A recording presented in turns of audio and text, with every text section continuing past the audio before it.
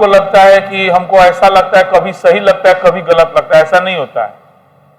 ये शरीर जो होता है ना वो अपने तरफ खींचेगा और मन जो है अपने तरफ उस डिसीजन के फेवर में। बहुत बड़ा ज्ञानवर्धक बातें हैं, अगर इसको समझ जाइएगा तो जीवन में फिर आप पीछे मुड़ के कभी नहीं देखिएगा। शरीर अपने तरफ खींचेगा।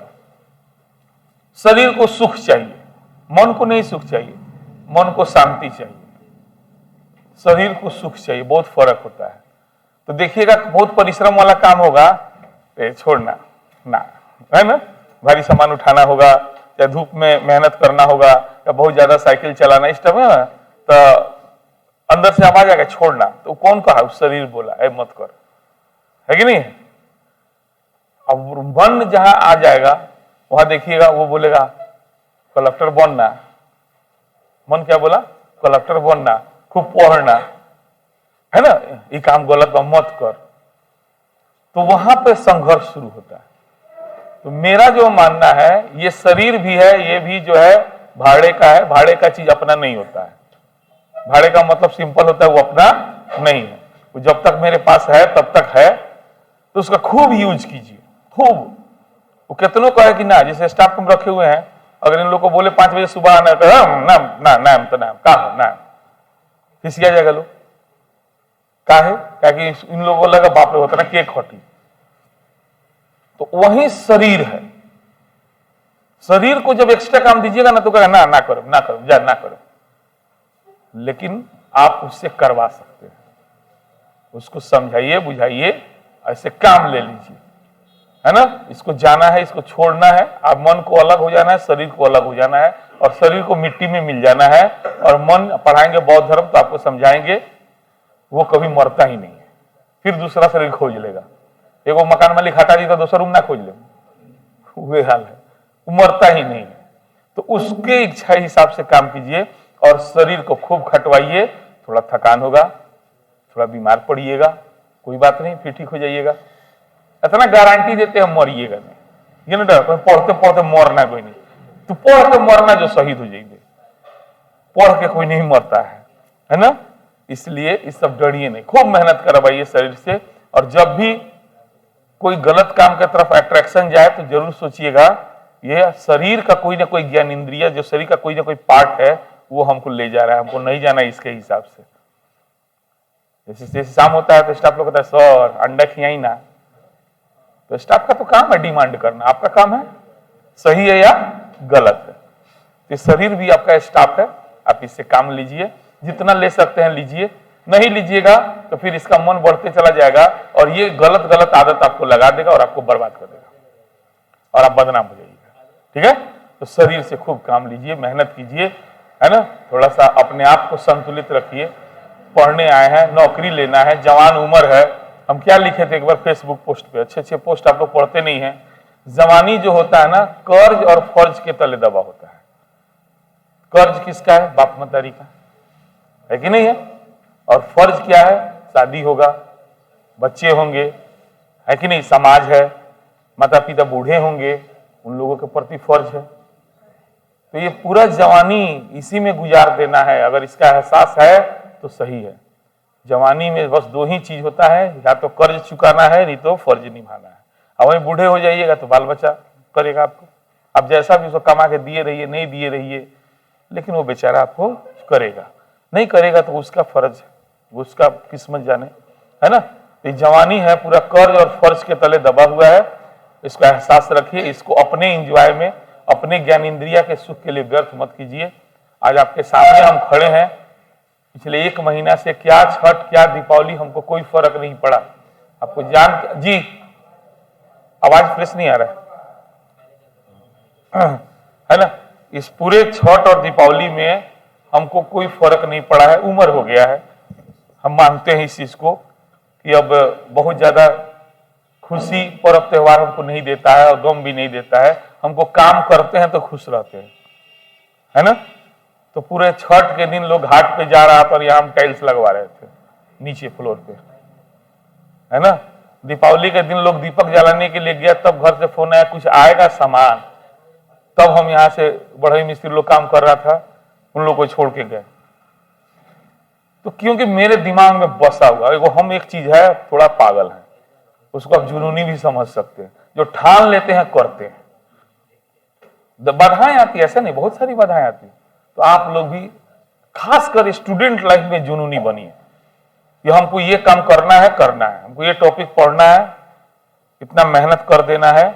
और एक बात बता दे, शुरू में आसकत लगेगा और काम करने के बाद आपको लगेगा कि आप विजेता है, लगेगा कि मैं ही सही हूं, खूब अच्छा लगेगा। आप 12 घंटे पढ़ लीजिए, आप कहिए कि सर हमें बहुत खराब लगता, कभी ऐसा होगा ही नहीं।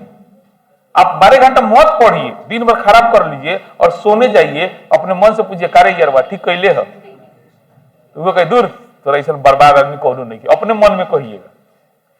लेकिन 12 घंटे पढ़ लीजिए, खूब मेहनत करिए और सोने जाइए, तो पूछे तरह से तो बड़ा मेहनत करो लिए ठीक बात ना, अच्छा बात बा, सुकून मिलता है ना। तो मेहनत कीजिए ना, तो सुकून मिल रहा है तो, है ना। तो खूब पढ़िए, आप लोग उम्र है, पढ़ लीजिए, कुछ अच्छे जगह पे चले जाइए और फिर पूरी जिंदगी देख के हहरिएगा नहीं, ललचिएगा नहीं, वरना छठ का समय था। अब हम मुख्य बात पे आते हैं।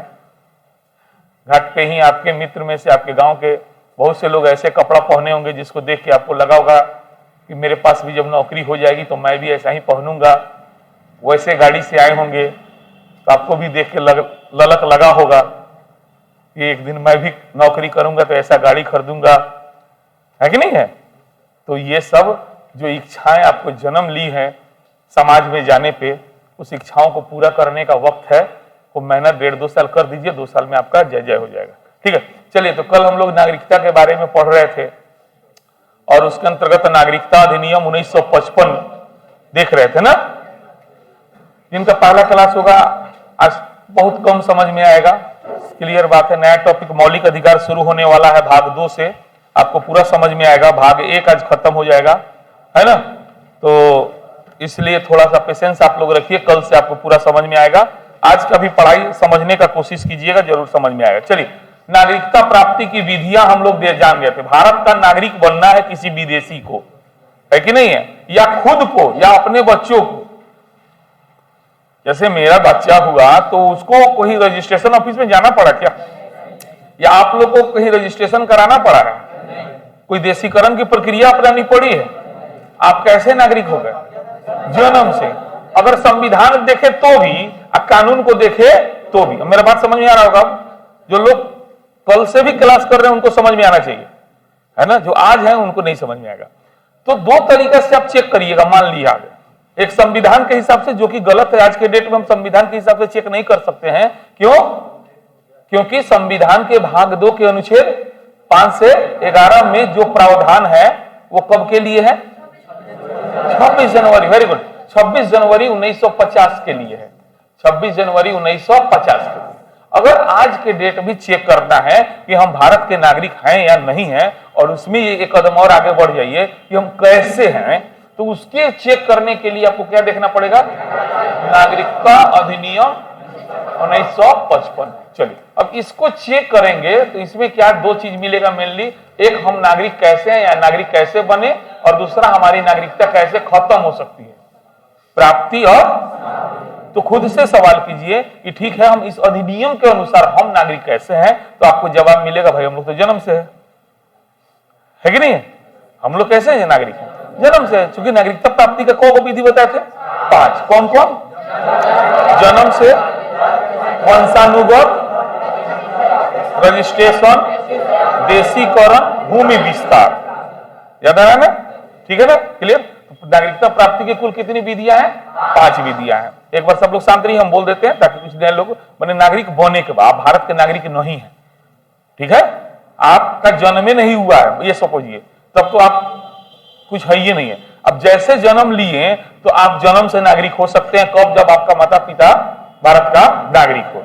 दूसरा, मान लिया गया कि आपका जन्म या मेरा जन्म या मेरे बच्चों का जन्म या आपके, भगवान करे आपके बच्चा का जन्म, आप इतना बड़ा आदमी बनिए कि आप स्विट्जरलैंड, कनाडा, अमेरिका घूमने जाइए, है ना, और वहीं पे आपका बच्चा हो जाए, तो फिर आपका लड़का बेचारा तो अमेरिका में जन्म ले लेगा, तो भारत का नागरिक हुई कि ना हुई?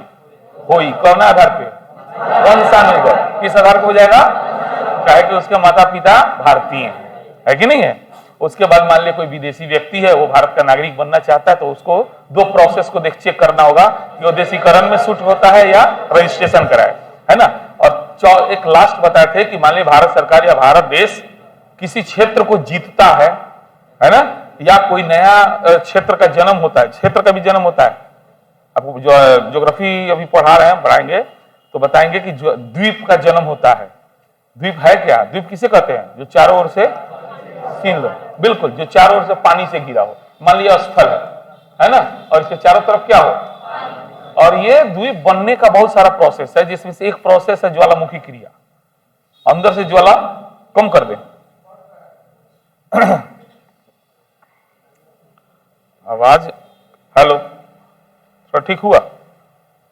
1 मिनट।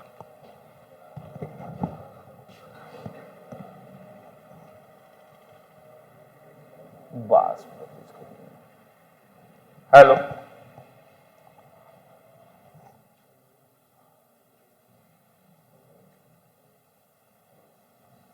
चलिए अब थोड़ा थोड़ा पतला जाएगा।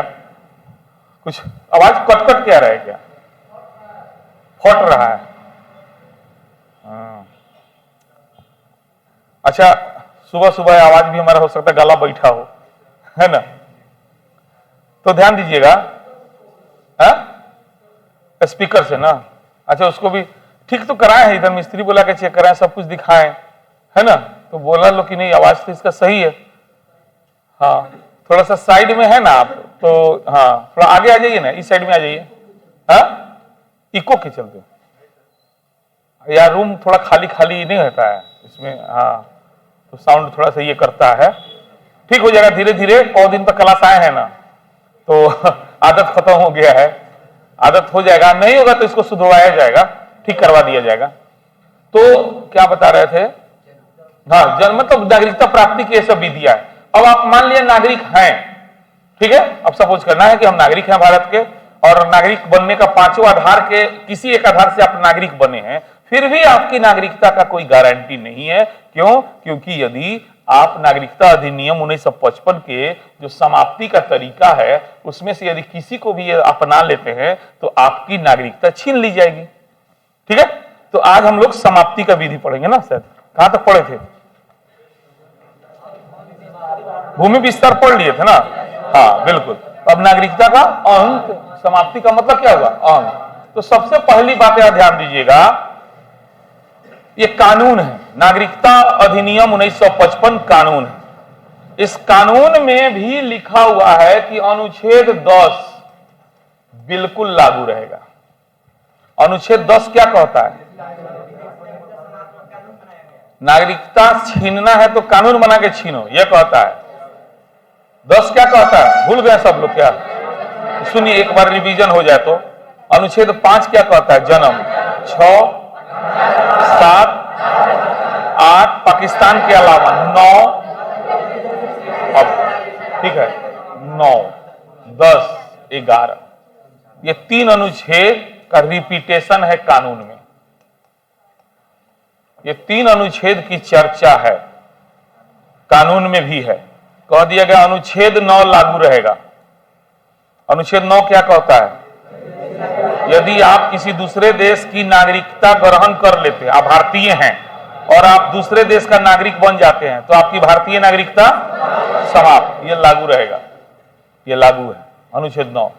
10 क्या कहता है? नागरिकता छीनना है तो कानून बना के छीनो, नागरिकता छीनना है तो ये भी लागू रहेगा। और 11 क्या कहता है? सब अधिकार किसको है? संसद को है। तो यह अधिकार संसद फिर अपने में ले लिया। जैसे भगवान प्रकट हुए, पूछे बच्चा 3 वरदान मांगो, है ना, तो आपने पहला वरदान मांगा, भगवान दीपिका पादुकोण से ब्याह करा दीजिए, बोले तथास्तु, जाओ। दूसरा वरदान बोलो, है ना, तो बोले कि आप भगवान हमको अंबानी जैसा धनिक बना दीजिए, बोले तथास्तु, जाओ। तीसरा वरदान बोलो, भगवान जब बोला फिर चल आइएगा। तीसरा वरदान क्या मांगा? जब बोला है तब चल आइएगा। तो वह है तीसरा वरदान, सब शक्ति हमरे में रही। संसद जब कानून बनाया तो उस कानून में भी इस बात का जिक्र कर दिया। ई ना बाकी एक बार हम अधिनियम बना देनी तो हमारा अधिकार खत्म हो गल ना, हमारा अधिकार हमेशा बनल रही। और जब हमारा मन करी कानून में हम छेड़छाड़ कर सकता नहीं। इसका मतलब यही हुआ कि जब मैं फिर दोबारा भगवान को बुलाया, हजूर हाँ भगवान जी, हाँ आ जाइए, तो आ जाए, मजबूर है क्योंकि तीसरा वरदान दिए हैं कि जब बुलाएंगे तो आपको आना है। अब आप बुलाएं, आप हाँ तो बोलिए क्या बात है। भगवान पूछिए आपसे, बोले हजूर दीपिका पादुकोण को मुंगा दीजिए और जगह पर सोनम कपूर से बियाह करा दीजिए, चलिए तथास्तु। मजबूरी है। तो संसद को शक्ति है कि वो क्या करेगा, इसमें से कौन प्रावधानों को हटा सकता है। कौन हटाएगा, लेकिन हटाएगा कौन, संसदे हटाएगा, है कि नहीं है, हटाएगा संसदे, जोड़ेगा संसदे, शक्ति वो अपने पास रखा। और इस कानून में भी इसकी चर्चा है। तो पहले पढ़ लेते हैं रफली।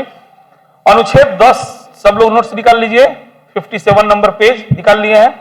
अनुच्छेद 10 यह स्पष्ट करता है किसी नागरिक की नागरिकता का अधिकार संसद द्वारा बनाई गई विधि के अलावा किसी अन्य प्रकार से नहीं छीनी जा सकती है। क्लियर है।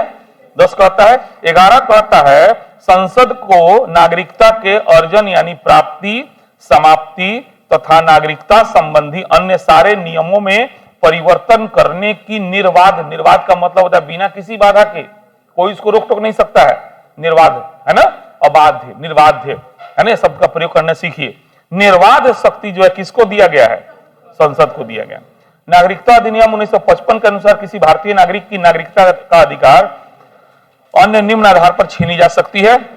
तो सबसे पहला है कि अनुच्छेद 9 के आधार पर छीना जा सकता है। अनुच्छेद 9 को क्या किया, उसने रिपीट किया। संसद ने अनुच्छेद 9 को कहा कि ये लागू रहेगा। मेरा बात समझ में आ रहा है। अनुच्छेद 9 का महत्व 26 जनवरी 1950 तक के लिए था। अगर ये कानून में इसको नहीं लिखा गया रहता तो आज इसका कोई महत्व नहीं रहता, लेकिन कानून में लिख दिया कि अनुच्छेद 9 लागू रहेगा।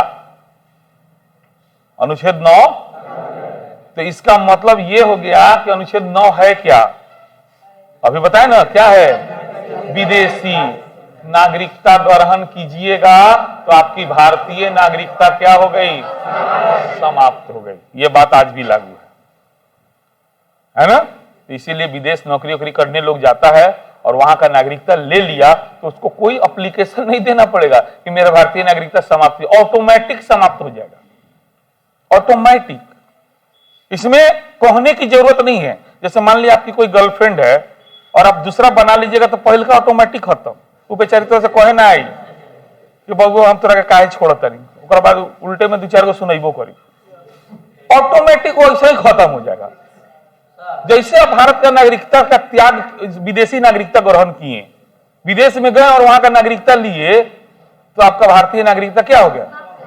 आप कहेगा हम एप्लीकेशन दे ले रही है कि समाप्त कैल। हमारी बात खूब समझ में आ गई लोगन के, आनू गए माने नहीं कि एगो गर्लफ्रेंड होइले बा, अब दूसरा का बना लेनी तो पहल का तोरा से पूछी कि तू ओकरा कहे भाई तोरा से रिश्ता तुरत नहीं, कोई तू का तुरबे रे,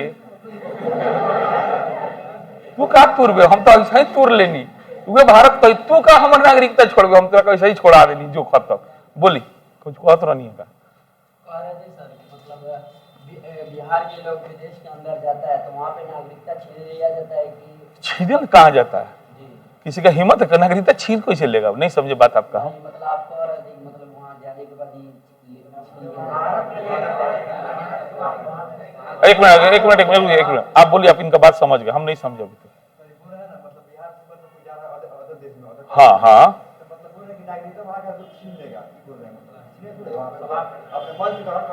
हाँ हाँ, वो आपको अपने मन से ना ग्रहण करना होगा। कोई देश इतना बेचैन बाकी हमारा नागरिक बन जाए, बाप रे कितना पापड़ बेलना पड़ता है। जाइएगा अमेरिका बुला रहा है, मेरे आओ लोग आओ तेरा गाँव अमेरिका के नागरिक बना देते हैं। कितना भारतीय गद्दार भाग जाएगा आज, चलो अमेरिका के नागरिकता मिलता, कितना रोएलन सन इंजीनियर बसन ये हमारा नागरिकता मिल जाए तो अच्छा लगा। यही के चलते वो अमेरिका में नौकरी करता है, बहुत वहां शादियों कर लेता है, वो बालों बच्चा पैदा करता है कि हमारा अमेरिका के नागरिकता मिल जाए। कोई देश अपने देश के ऊपर बोझ बनाएगा थोड़ी हम लोग को नागरिक बना के, है ना, ऐसे नहीं होता। आपको वहां के नियम का पालन करना होता है तो फिर वो आपको नागरिक बना देगा। तो आप जैसे, मेरा कहने का मतलब एक ही है कि आपने भारत सरकार को कोई सूचना नहीं दिया, आपने कुछ बताया भी नहीं, है ना, और आप विदेश गए और वहां जाकर के आप भारत का वहां का नागरिकता ले लिए तो भारतीय नागरिकता आपका ऑटोमेटिक खत्म हो गया। उसके लिए किसी एप्लीकेशन का कोई ये नहीं कह सकते, आप नहीं कह सकते हैं कि हमने अप्लाई कहाँ किया था, हमने कहाँ कहा था कि मेरा नागरिकता खत्म कीजिए। यहाँ ऑटोमेटिक वाला काम बता रहे कि आप जैसे विदेशी नागरिकता लीजिएगा वैसे आपका भारतीय नागरिकता क्या हो जाएगा, समाप्त हो जाएगा। चलिए ये पहला विधि हो गया, भर लीजिए। किसी अन्य देश की, क्या भरिएगा, अन्य देश, अन्य देश। गप ना, बिल्कुल ना, हमरा से गप करो लोगन, क्लास में बिल्कुल अलाउ नहीं है, अनुशासन में रहे के बा। हम हंसा खेला के पढ़ाई ले काहे कि पढ़ाई आसान लगे, है ना। हाँ, क्या भर लिए, किसी अन्य देश की, इतना तक भरना है। नागरिकता स्वेच्छा से स्वीकार कर लेने पर, और यह बात जो है किस अनुच्छेद में है, अनुच्छेद 9 में लिखा हुआ है। चलिए अब दूसरा तरीका जान लीजिए कि आप भारत में हैं और आपको मन नहीं है भारत का नागरिक रहने का, बहुत बार लोग बेचैन हो जाता है, बड़ा खराब देश बा, तो आप परित्याग कर दीजिए, है ना। एक एप्लीकेशन आता है, उसको भर के जमा कर दीजिए। आप कहां का नागरिक बनिएगा उससे भारत सरकार आपसे नहीं पूछेगा, तो कहां जाता रह ना, घर ही रह, का प्रॉब्लम बोलो ना। आप एगो एप्लीकेशन, जिनको भारत से तकलीफ है, एप्लीकेशन मिलता है, ऑनलाइन है, उस एप्लीकेशन को लिख करके उसको जमा कर दीजिए। कुछ आवश्यक कागजात लगते हैं, वो जैसे जाएगा वैसे उसके बाद आपका नागरिकता समाप्त हो जाएगा, जैसे उस पर मोहर लग गया। उसके बाद यदि आप भारत में हैं तो बहुत प्यार से आपको हवाई जहाज पर एक बार घूमने का मौका भी मिल जाएगा, है ना। आएगा, उठा के ले जाएगा दिल्ली, वहां से आपको देख लेगा कि तो नागरिकता इसका समाप्त हो चुका है, और ले जाके नो मैंस लैंड में फेंक देगा आपको। नो मैंस लैंड किसको कहते हैं, इसी बहाने जान लीजिए। दो देशों के बीच के बॉर्डर में जो होता है ना, उसके बीच का जो जगह होता है उसी को नो मैंस लैंड बोलते हैं। जैसे मान लिया गया यह कोई देश है ना, और फिर यह कोई देश है, इस दोनों देश के बीच में एक बॉर्डर लाइन होता है, और उस एरिया एकदम खाली रहता है जहां लोग पहलवानी करता है कभी कभी समझ रहे मेरा बात है। मान लिया है पाकिस्तान, अब समझ में क्लियर चल है इंडिया, है हमनी के बॉर्डर है, ओकर बॉर्डर है ना, आई हमनी के बॉर्डर है। बीच वाला एरिया केहू के ना, जरा दम बचवाला तो आवेलन सन बा भोला, यही में कुश्ती होता है, यही में कुश्ती होता है, इसी को कहा जाता है नो मैंस लैंड। और वही जन ले जाई भारत सरकार अपने के कही जा, तो इज्जत से अपने मने चल जा, त्याग कर दे बड़ा तो बड़ा काला घर में अनाज ही बता, तोरा हम ले जाकर पहुंचा देते नहीं, है ना। ले जाकर वहीं केने से गोली खाइएगा पता नहीं चलेगा, है ना। ये बहुत खतरनाक जगह होता है, ये सब जगह पे जाने के बाद में कोई किसी को मार सकता है, समझिए। ये एरिया किसी का नहीं है, ठीक है। तो इस तरीका से तो ओवरऑल कभी भी गलती नहीं कीजिए बिना किसी दूसरे देश की नागरिकता लिए, और जैसे ले लीजिएगा तो इसे ऑटोमेटिक आपका खत्म ही हो जाएगा, तो त्याग करने के घोषणे की जरूरत नहीं पड़ता है। दोनों मिला के पढ़िए, समझ में आएगा। खेलिए, पढ़ाई से खेलना सीख जाइएगा ना, मजा आ जाएगा। कोई चीज हम पढ़ा देना समझ आ जाएगा। आप इंडिया का जो सबसे टफेस्ट किताब है डीडी बसु, उसको भी उठा के पढ़िएगा, न आनंद आए तो कहिएगा। सबसे भारी किताब माना जाता है संविधान का, किसका है, डीडी बसु का। लेकिन डीडी बसु यूपीएससी वाले को पढ़ना चाहिए। हम फिर कह रहे हैं, यूपीएससी का जो एकदम उनका टारगेट है कि नहीं मुझे यूपीएससी निकालना है, उनको डीडी बसु पढ़ना चाहिए। लक्ष्मीकांत आश्चर्य होगा जान के, वो गाइड है, टेक्स्ट बुक में नहीं आता है। सुभाष कश्यप टेक्स्ट बुक है, डीडी बसु टेक्स्ट बुक है ना। लक्ष्मीकांत गाइड है, वो ऑथेंटिक किताब नहीं है, लेकिन वो इतना बढ़िया से, इतना सरल भाषा में और इतना विस्तार से लिख दिए हैं कि सारे लोग पढ़ते हैं।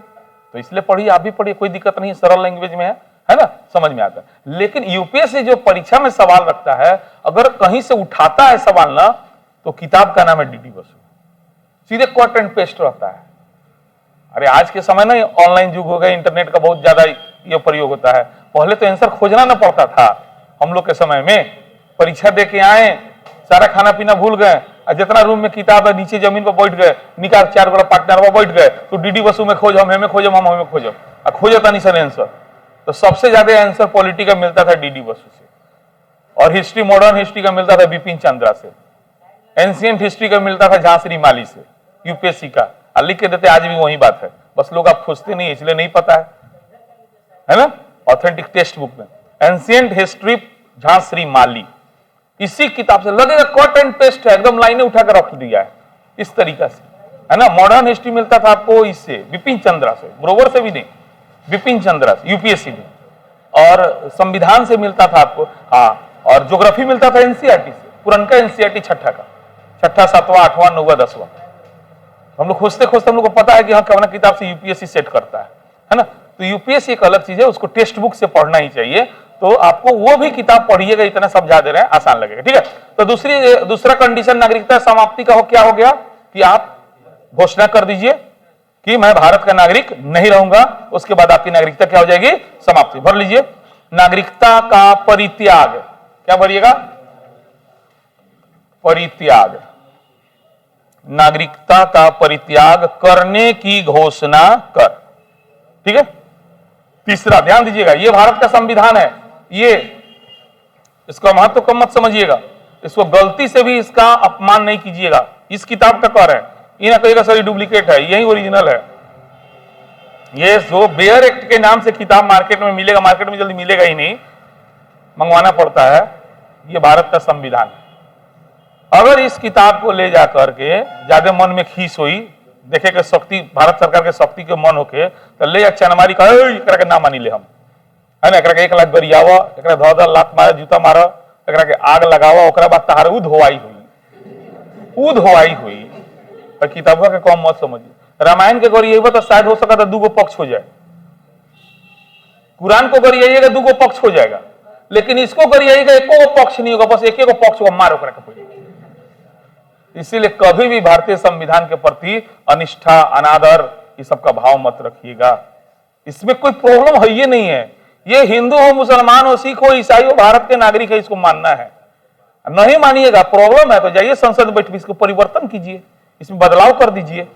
लेकिन जब तक ये है, इसके प्रति आप अनिष्ठा, है ना, हीन भावना, इसको गाली गलौज, इसका अपमान, है ना, इसको सार्वजनिक स्थान पर रूम में बैठ के जला दिए, ऐसा हम जलैले बानी, जला के वीडियो बना दो, फिर देखा तार कमाल। मैंने कहीं से भी पता नहीं चलना चाहिए कि आपने इसका क्या किया, अपमान किया है। इस तरह का कीजिएगा तो देशद्रोह का केस आप पे हो जाएगा और आपकी नागरिकता छीन ली जाएगी। ठीक है, तो इसको, इस किताब को मत समझिएगा। ठीक है, लिख लीजिए तीसरा पॉइंट, भारतीय संविधान के प्रति क्या भरिएगा, संविधान, संविधान के प्रति अनिष्ठा प्रदर्शित करने पर। चलिए, अब चौथा पॉइंट है, युद्ध हो रहा है और उसमें आप विदेशी का, शत्रु का मदद कीजिएगा तो आप भारतीय हैं। तो सिंपल बात हो गया कि मान लिया गया हम लोग को किसी देश के साथ युद्ध चल रहा है, उसका कोई आदमी घुस गया और उसको आप रखे हैं, खाना पीना खिला रहे हैं, उसको भेद बता रहे हैं, उसको रास्ता बता रहे हैं, अपना देश को सेना को मरवा रहे हैं, तो आप जो देशद्रोही हो गए ना, है ना। तो उस तरह का कार्य कीजिएगा तो भी आपकी नागरिकता छीन ली जाएगी। यानी नेक्स्ट पॉइंट में भरिए, युद्ध काल में शत्रुओं की सहायता करने पर, शत्रुओं की सहायता करने, युद्ध काल में शत्रुओं की सहायता करने। ठीक है, अब देखिए, नागरिकता प्राप्ति में देशीकरण था, पंजीकरण था, ये पंजीकरण है। अब ये सब चीज में बहुत सारा इंफॉर्मेशन देना पड़ता है। अब क्या है कि मान ले कोई आप गलत इंफॉर्मेशन दे करके भारत के नागरिक बन गए हैं, तो ऐसा नहीं है, गलत इंफॉर्मेशन दी है, पकड़ा जाइएगा, आपका नागरिकता छीन लिया जाएगा। यानी गलत तरीके या धोखे से यदि भारत का नागरिक बने हैं, है ना, तो भी आपकी नागरिकता पर खतरा है।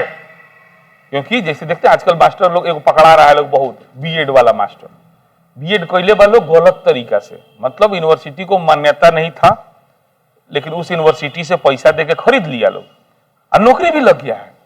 तो वैसे बहुत से मास्टर लोग का नौकरी सरकार छीन रही है।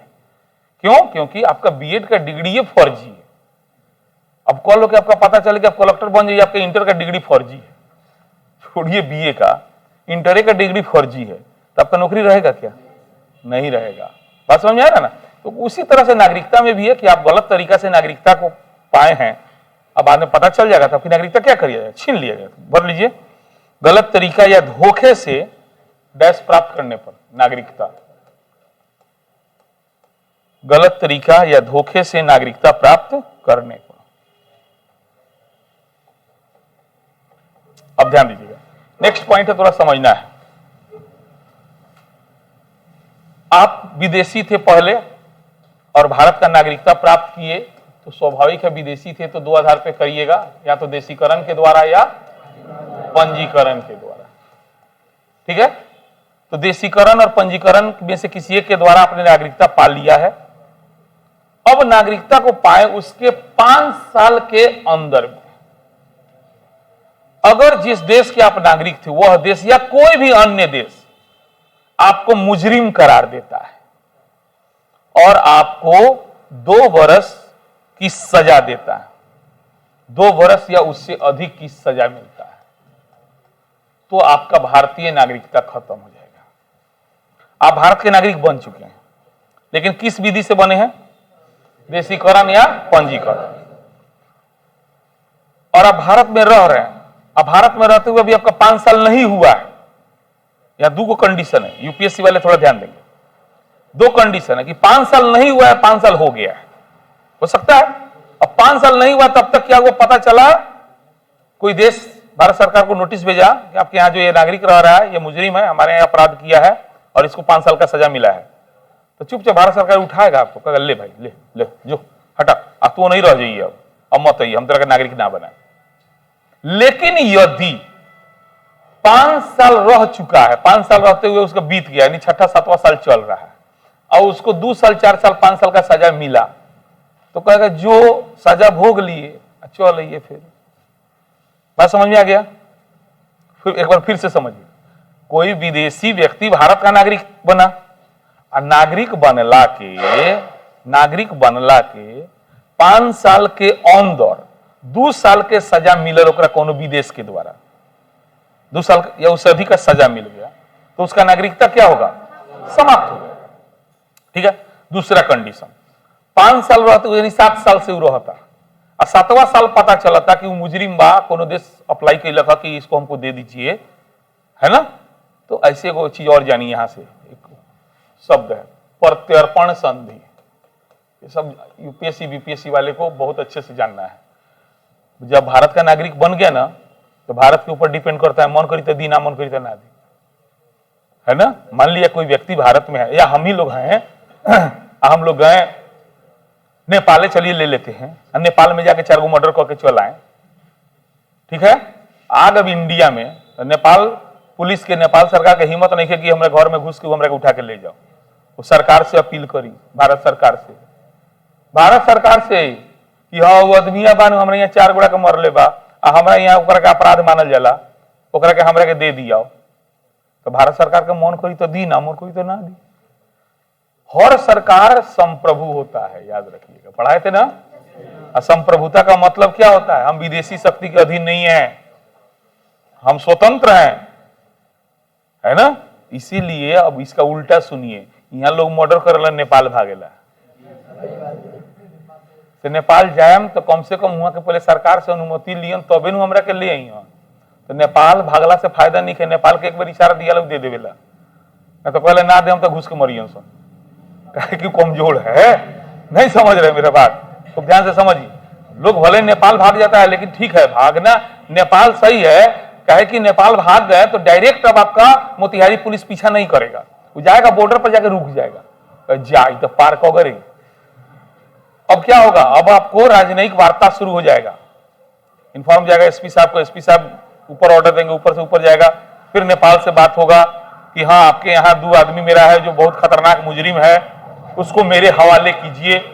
तो नेपाल को मन करेगा तो करेगा, नहीं मन कर तो नहीं कर सकता, लेकिन नेपाल का इतना औकात नहीं है कि नहीं है ओवरऑल। तो उसी तरह से तो क्या हुआ है कि आज के डेट में हर देश चाहता है दूसरे देश के साथ एक संधि करे, उस संधि का नाम है प्रत्यर्पण संधि, कि आपके यहाँ यदि कोई मेरा मुजरिम होगा तो आप हमको दे दीजिएगा, और आपका कोई मुजरिम मेरे यहाँ होगा तो हम आपको दे देंगे। इस तरह की संधि को क्या कहते हैं? प्रत्यर्पण संधि। बात समझ में आया ना? 2 देश, मान लिया कोई देश ए है और बी है, दोनों स्वतंत्र है। अब यहाँ का मुजरिम मार के यहाँ भाग जाएगा, यहाँ का मुजरिम मार के यहाँ भागेगा, आई कहेगा हम ना दें, कोई हम ना दें, तब तो क्राइम बढ़ जाएगा ना। तो ये जनरली दोनों देश आपस में समझौता करते हैं कि भाई सुन, हमर मुजरिम तोरा देश में भेटाई तो तू हम मांगम तो तू दे दिए, यो कहेगा ठीक बा हमरो मुजरिम भेटाई तो तू हमर दे दिए।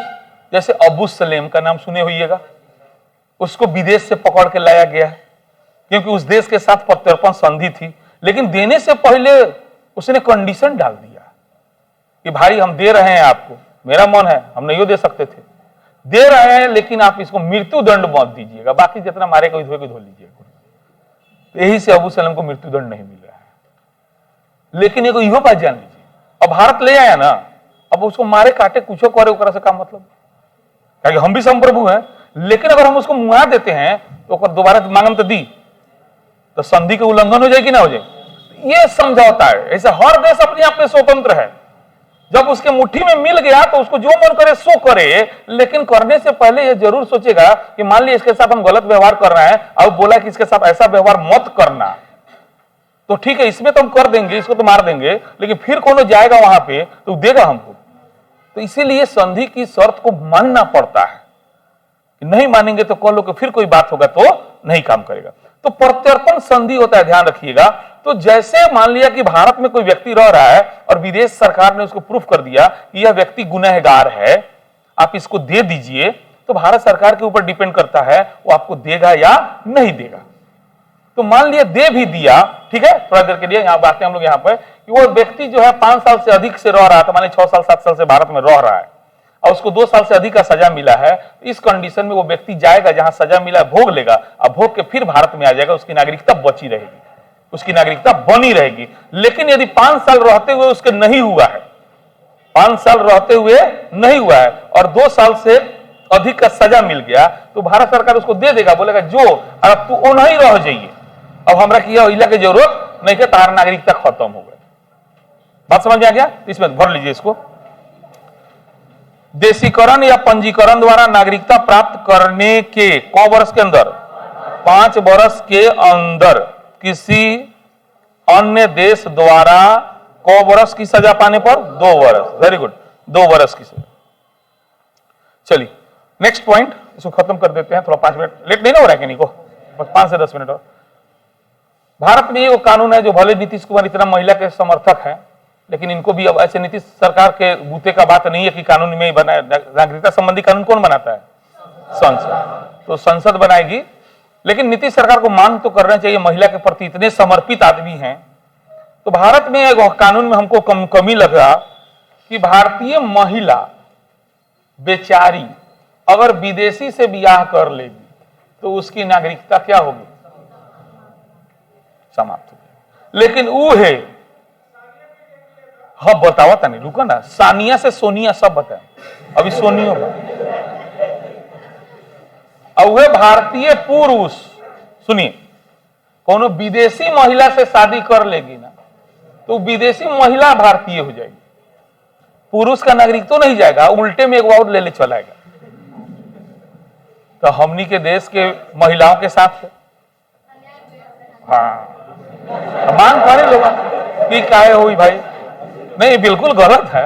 अब बेचारी भारतीय महिला है, अब कोई सी विदेशी पर दिल आ गया तो ठीक है, आ गया दिल आ गया तो ठीक है, शादी कर ली, तो उसे एक बार कम से कम पूछिए तो सही कि तू जैबे होने की मन भाई ने रहे के, तो ना तो पूछ लेवे के चाहिए कि ना ऑटोमेटिक होता है ना।